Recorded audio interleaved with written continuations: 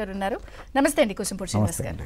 ఒక రకంగా పవన్ కళ్యాణ్ గారు ఎక్కడ గాజువాక, భీమవరం, తిరుపతి, పిఠాపురం, అనకాపల్లి అన్నదానికి వైసీపీ వాళ్ళ కడుపుబ్బరానికి పిఠాపురం అని ఈనో వేసుకోమని వాళ్ళకి చెప్పారు సమాధానం. సో ఓవరాల్గా ఏం చెప్తారు? జరుగుతున్న పరిణామాలు మీ సర్వే సూపర్ హిట్ అని చెప్తున్నాం, మీ కూటమి సూపర్ హిట్ అని వస్తున్నాయి సర్వేలు.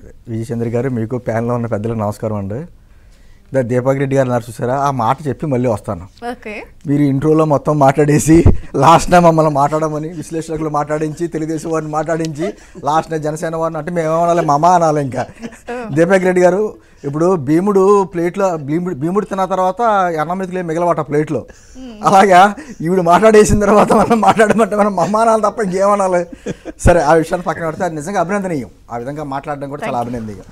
అయితే మీరు ఇందాక అన్నట్టుగా పవన్ కళ్యాణ్ గారు ఎక్కడ పోటీ చేస్తారన్న విషయం ఇదని కాదు. అసలు జనసేన పార్టీ 175 స్థానాల్లో పోటీ చేస్తుందా, అసలు పొత్తులో ఉంటుందా, ఎక్కడెక్కడ పోటీ చేస్తారు, మీకు అభ్యర్థులు ఉన్నారా అని అనేక రకాలుగా మా పార్టీకి సంబంధించి అనేక రకాలుగా వాళ్ళకు ఉన్నటువంటి పేటీఎం బ్యాచ్ తోటి, వాళ్ళకు ఉన్నటువంటి సామాజిక మాధ్యమాలతోటి, వారి ఛానల్ సాక్షి ఛానల్ అంటే మా అందరికీ తెలిసిందే. కానీ కొంత బులుగు ఛానల్స్ కూడా కొన్ని ఉన్నాయి. అవి న్యూట్రల్ ఛానల్స్ పేర్లో పెట్టుకుని ఏ విధంగా విషయం చెబుతున్నారో మనం చూసాం. దానికి అన్నిటికీ సమాధానం నిన్న పవన్ కళ్యాణ్ గారు చెప్పారు. అదే సందర్భంలో మీరు అన్నారు పోటుగాళ్ళు అని. నేను అంటుంది, ఇప్పుడు జరుగుతున్న ఎన్నికలు కూటమి పోటుగాళ్ళు వర్సెస్ వైసీపీ కేటుగాళ్ళు. ఎందుకంటే నేను ఆ మాట ఎందుకు అన్నానో కూడా నేను చెప్తున్నా. అదే సందర్భంలో మీరు చాలా ఒక అంకెలు కూడా చెప్పుకొచ్చి, ఇదిగో విద్యార్హతలు లేకపోతే ఇవన్నీ చెప్పుకొచ్చారు. వాళ్ళు రిలీజ్ చేస్తారు.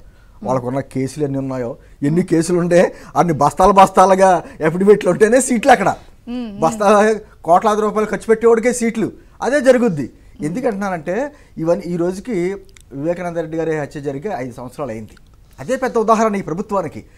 వీళ్ళ ప్రభుత్వంలో లేనప్పుడు తెలుగుదేశం ప్రభుత్వం గవర్నమెంట్లో జరిగింది కాబట్టి మీరు సిబిఐ ఎంక్వైరీ ఎందుకు వేయకూడదని అని అడిగినటువంటి వ్యక్తులు అధికారంలోకి వచ్చిన తర్వాత ఈ రోజుకి ఆ కుటుంబానికి న్యాయం జరగకుండా చేసిన విధానం. నిన్న కూడా వారి భార్య మాట్లాడుతూ అసలు మా అబ్బాయికి ఓటేయద్దని అంది. ఆల్రెడీ వాళ్ళ చెల్లెళ్ళు ఇద్దరు కూడా అసలు ఎప్పుడో చెప్పేశారు మా అన్నకి ఓటేయద్దని అని. కుటుంబమే అలా ఉంది.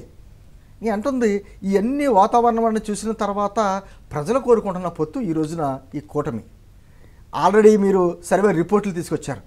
రేపొద్దున్న ఎలక్షన్ కోడ్ వచ్చిన తర్వాత ఇప్పటి వరకు మాట్లాడిన వర్గాలు ఏమైనా కొన్ని ఉంటాయి. అవి ఉద్యోగ సంఘాలు కావచ్చు, వేరే సంఘాలు కావచ్చు.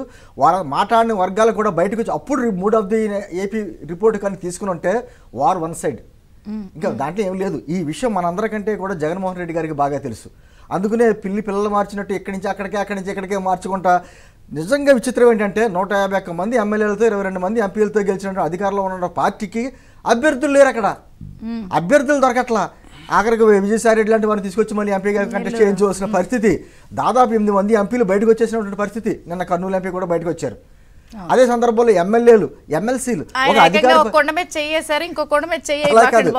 ఇవన్నీ అంటే అధికార పార్టీ నుంచి వలసలో ప్రతిపక్ష పార్టీలకి రావడం అనేది రివర్స్ ఉంది. ఆ రివర్స్ టెండరింగ్ అన్నారు ఆయన భాష. ఆ రివర్సే ఇక్కడ జరుగుతుంది. ఈ రోజున అధికార పార్టీ నుంచి ప్రతిపక్ష పార్టీలకి వలసలు వెళ్తున్నాయంటే ఈ ప్రభుత్వం మీద ఆ నాయకులకి ఎంత నమ్మకం ఉన్నదో మనకి